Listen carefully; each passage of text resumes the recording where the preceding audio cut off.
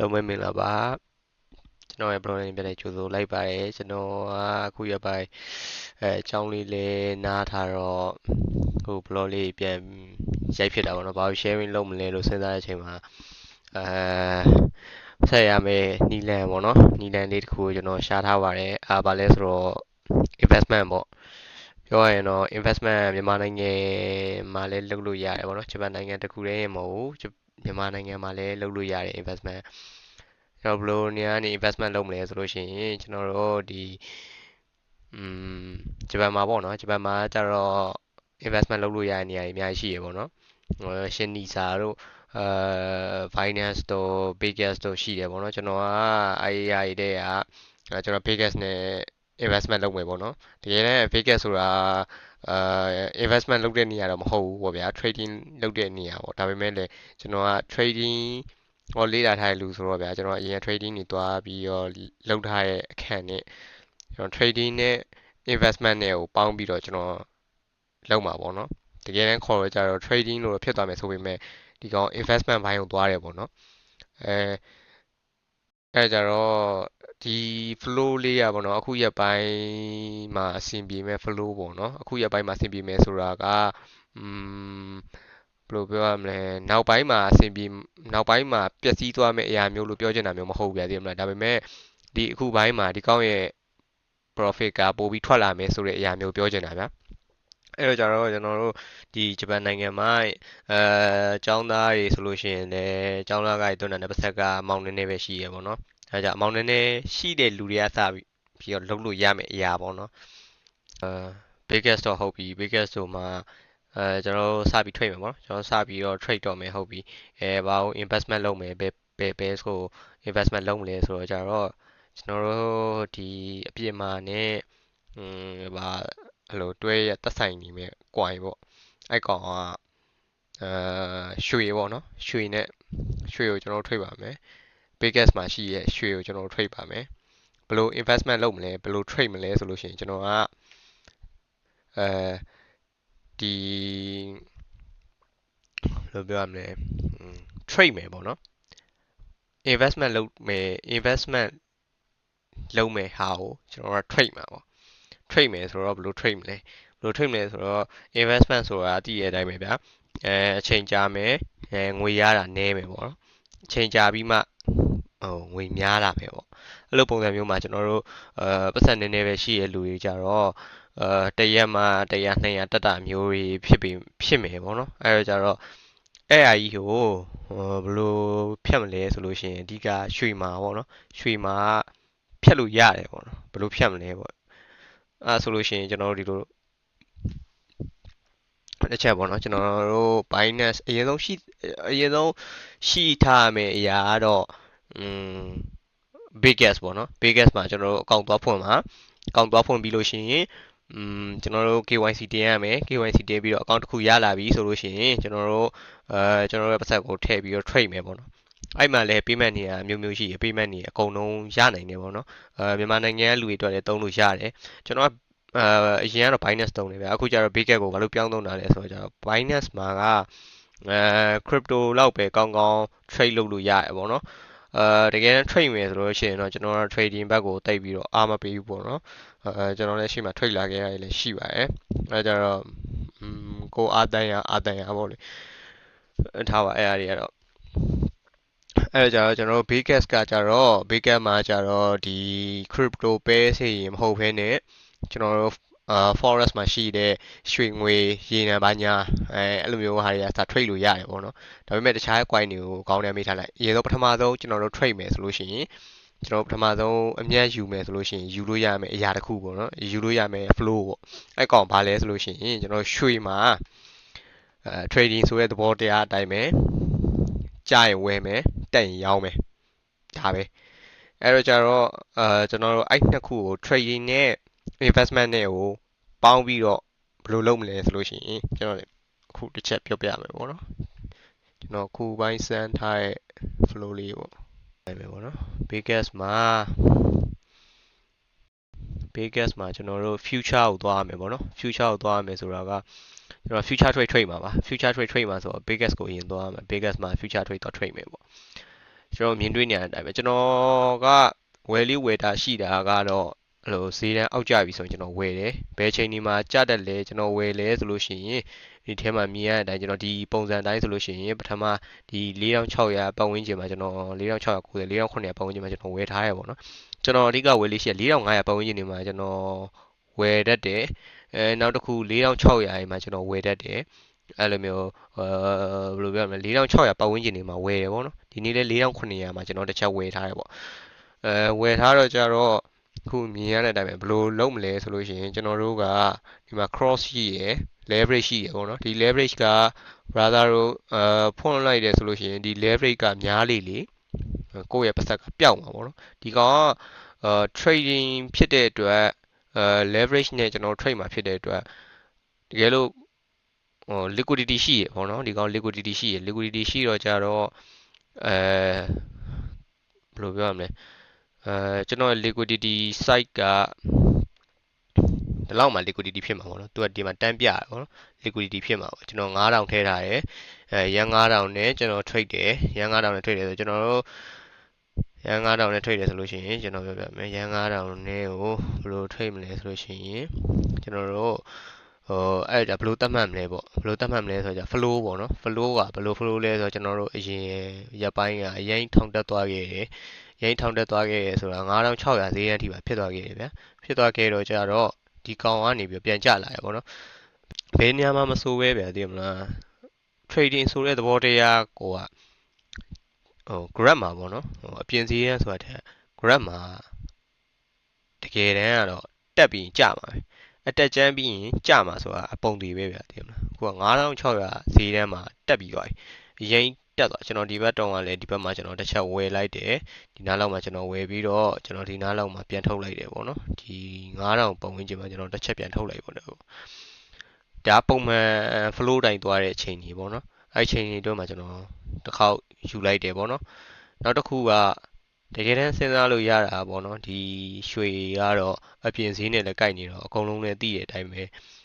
ရွှေကတော့ပျောက်ပြတ်မသွားဘူးဆိုပြီးတော့ဈေးကတော့အရင်မြင့်မဲ့ထဲကိုပါတယ်ပေါ့နော်အများနဲ့တက်နေမဲ့ထဲကိုပါတယ်ပေါ့ရင်းကြမသွားဘူးပေါ့အခု crypto တွေမှာဆုတ်ပြတ်တက်နေအောင်ကျနေတယ်ဆိုတာတွေက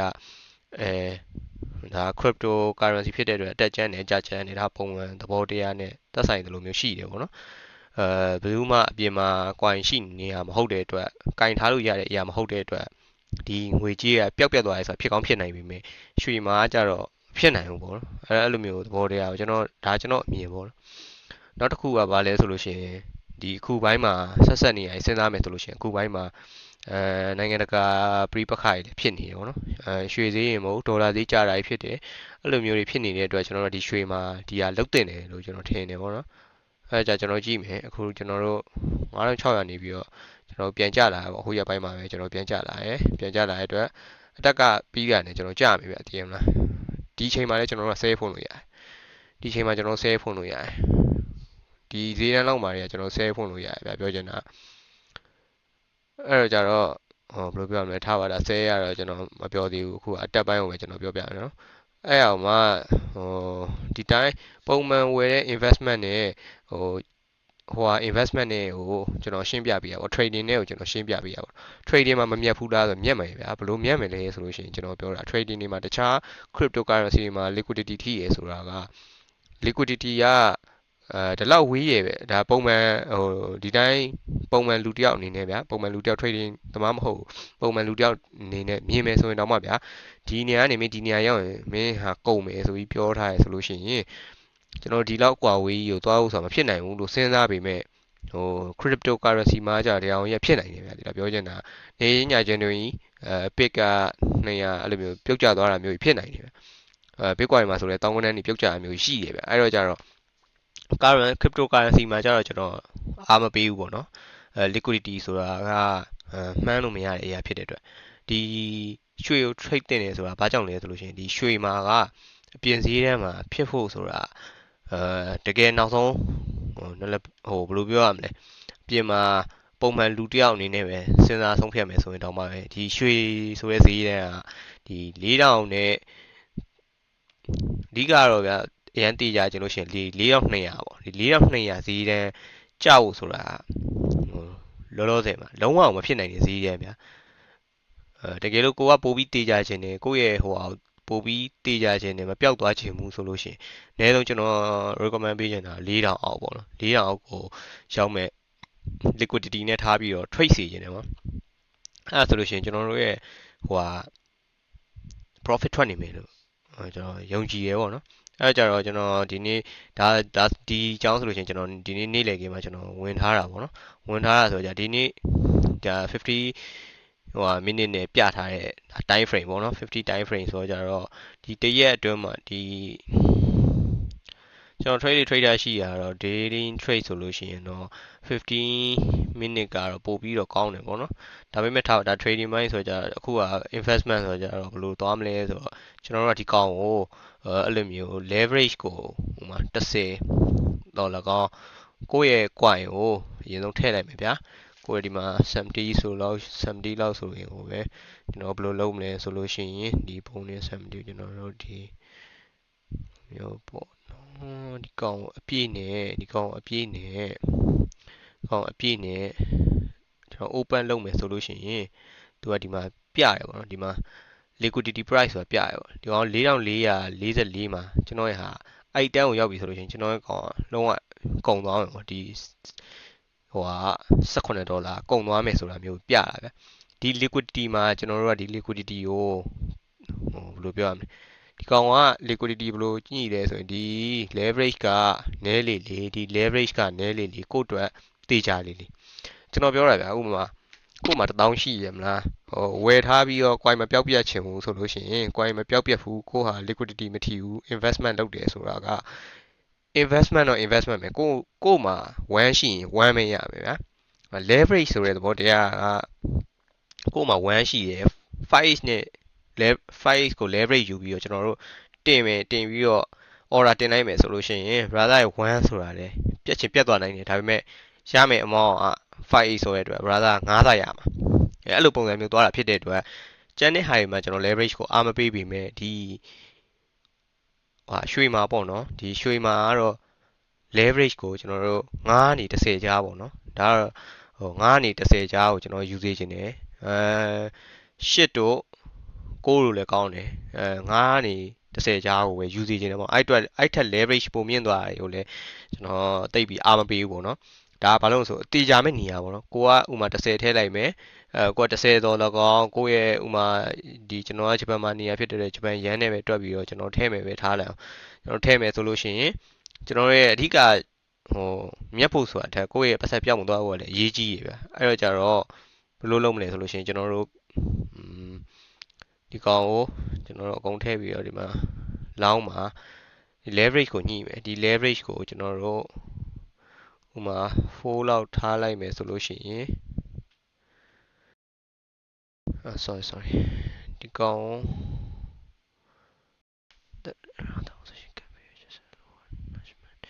ကျွန်တော်တို့ရဲ့ဒီပတ်ဆက်က70ဒေါ်လာရင်ဖြစ်နေတဲ့အတွက်နည်းနေတဲ့အတွက်ဒီ leverage ကိုသူကလက်မခံဘူးလို့ပြောနေတာပေါ့နော်6လောက်ဆို6လောက်ဆိုတော့လက်မခံသေးဘူးသူ10လောက်မှလက်ခံနေတာဖြစ်တယ်8လောက်ဆိုရင်ကျွန်တော်ရပြီနော်18ဒေါ်လာကို8ဆိုလို့ရှိရင် brother တို့ဒီထက်ပိုပြီးထည့်မယ်ဆိုရင်ဒီ8ဆိုတာမရနိုင်စရာအကြောင်းမရှိဘူးပေါ့နော်တကယ်လို့အဲ့လိုမျိုးဆိုလို့ရှိရင်ကျွန်တော် confirm လုပ်လိုက်မယ် confirm ပြီးလို့ရှိရင်ကျွန်တော်ပြန်ပြီးတော့ long position ဖွင့်ကြည့်မယ်အဲ့မှာကြော့သွားပြီဗျတွေ့ရမလား4200ဖြစ်သွားပြီအဲ့လိုပုံစံမျိုးနဲ့ကျွန်တော် leverage နည်းလေလေကိုယ့်အတွက်တေးကြလေလေကိုယ့်ရဲ့ပတ်စံပြောက်မသွားလေလေဖြစ်တဲ့အတွက်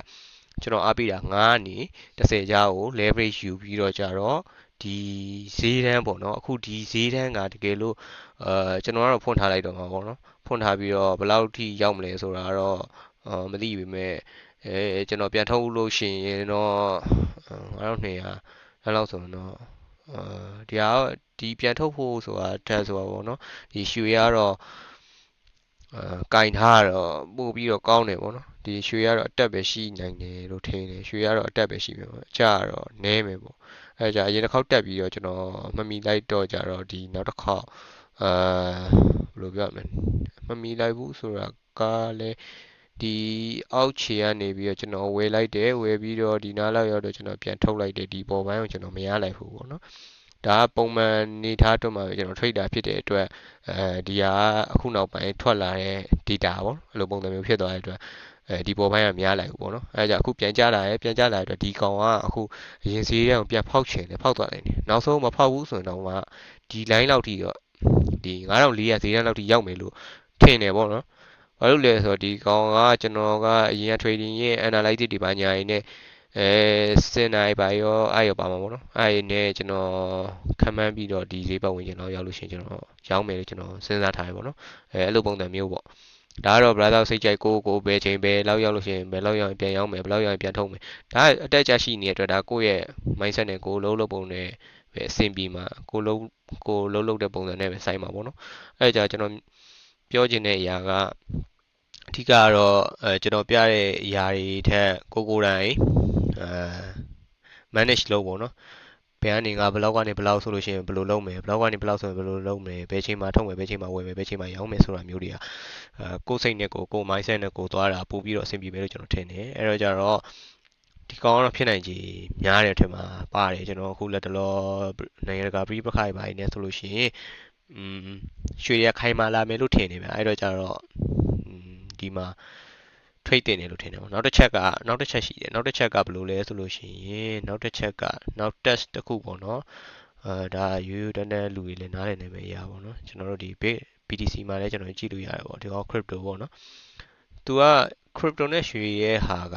ဘယ်လိုမျိုးလဲဆိုတော့ crypto ကြလို့ရှိရင်ရွှေမှာတက်တယ်ပေါ့နော်ဒါသူ့ရဲ့ညီတစ်ခုရှိရပေါ့နော် logic ပုံစံမျိုးပေါ့ဘာလို့လဲဆိုလို့ရှိရင်ကျွန်တော်စိတ်ထင်ပေါ့နော်ကျွန်တော်ခံမှန်းပြီးကျွန်တော်ဘာလို့သုံးသပ်ထားတော့Bitcoin မှာထုတ်တယ်မှတ်ထားလို့ရရင်ဒီပေါ့ Bitcoin မှာထုတ်တယ်ရွှေမှာဝယ်တာအဲ့လိုပုံစံမျိုးပေါ့ဒါကတော့မှတ်ဖို့ရအတွက်အလွယ်ဆုံးနီလန်းကိုပြောပြပေးရပါတော့တကယ်တမ်းတော်တော်များများတော့crypto မှာကြာရင်ရွှေမှာတက်တယ်ရွှေမှာကြာရင် crypto မှာတက်တယ်ပေါ့နော်အဲ့ဒါလေးတစ်ချက်လေးကျွန်တော်ပြောပြထားခြင်းပါတယ်တေချာဖြစ်မှာတော့မဟုတ်ပါဘူးဒါ trading ဖြစ်တဲ့အတွက်မှန်တဲ့ခေါက်ရှိမယ်မှားတဲ့ခေါက်ရှိပါမယ်အဲကြတော့ကိုယ်တိုင်သုံးသပ်ပြီးတော့အရင်ကိုကတကယ်လို့ချက်တွေကြည့်တတ်တဲ့လူဆိုလို့ရှိရင်လည်းအရင်ကဖြစ်ခဲ့တဲ့ဟာကို bad test ပေါ့နော် bad test တွေကိုလည်းကျွန်တော်လုပ်စီခြင်းပါတယ် bad test တွေလုပ်ပြီးတော့ကြတော့ဒီ coin တကြောင်ဒီ coin ရဲ့အကြောင်းတစ်ကြောင်းကိုဒီ coin တစ်ခုလုံးရဲ့အကြောင်းကိုကိုယ်တိုင်လေ့လာပြီးတော့မှtrade စီခြင်းပါတယ်ပေါ့နော်သူဒီရွှေကတော့အခုပိုင်းမှာအဆင်ပြေနေတဲ့ coin ဖြစ်တဲ့အတွက်ဒီ flow တိုင်းသွားမယ်ဆိုလို့ရှိရင်ဥပမာကျွန်တော်ပြောပြနောက် brother တို့ဝယ်ခြင်းနေဆိုလို့ရှိရင်ဒီအောင်ပြန်ကြမလာဘူးလို့မပြောနိုင်ဘူးဗျာတကယ်မလားတကယ်လို့ပြန်ကြလာခဲ့သည်ရှိတော့ပြန်ကြလာခဲ့ရင်4900ပတ်ဝန်းကျင်4600ပတ်ဝန်းကျင်မှာဆိုလို့ရှိရင်ဝယ်ထားရင်တော့ပိုပြီးကောင်းလိမ့်မယ်လို့ကျွန်တော်ထင်တယ်ပေါ့နော်အခုပိုင်းဒီ flow ကတော့အဆင်ပြေနေတယ်ဆိုပေမဲ့နောက်ကြလို့ရှိရင်လည်းဘယ်လိုလာမလဲဆိုတာတော့မသိပါဘူးပေါ့နော်ဒီ trading ဆိုတဲ့သဘောတရားအတက်ရှိတယ်လို့အကြလည်းရှိပါအဲကြောင့်အခုတက်နေတဲ့ဟာကိုပြန်ကျလာတဲ့ခေါက်ရှိခဲ့လို့ရှိရင်ကျွန်တော်ပြောတာအတက်မှာတော့မဝဲနဲ့ဗျာဒီမှာအတက်မှာတော့မဝဲနဲ့တော့တကယ်လို့ကျလာခဲ့သည်ရှိတော့ကျလာခဲ့ရင်ကိုယ်တိုင်ပြန်ပြီးတော့ဝယ်နိုင်အောင်လို့ကျွန်တော်လာပြီး sharing လုပ်ခြင်းဖြစ်ပါတယ်ဒီဟာကဘယ်လိုပြောရမလဲtrading ဆိုတာကတက်ကြရှိနေမှာပါအမြဲတမ်းတက်ကြရှိနေမှာဆိုတော့ကြတော့ကြီးတက်ကြပုံမှာပဲကျွန်တော် trading တွေကပတ်ဆက်က profit ရတာပေါ့နော်ဆိုတော့ကြတော့ကိုတက်နိုင်တဲ့ကိုအရှုံးခံနိုင်တဲ့ပမာဏကိုကိုယ်တိုင်ထည့်ပြီးတော့ကိုယ်တိုင်ဒီ coin တကြောင် coin ရဲ့အကြောင်းနည်းနည်းလေးလေ့လာပြီးတော့လုပ်စေချင်တယ်ပေါ့နော်ခုကတော့အချမ်းပြင်းကျွန်တော်ပြောပြပေးတာဖြစ်ပါတယ်ဒီ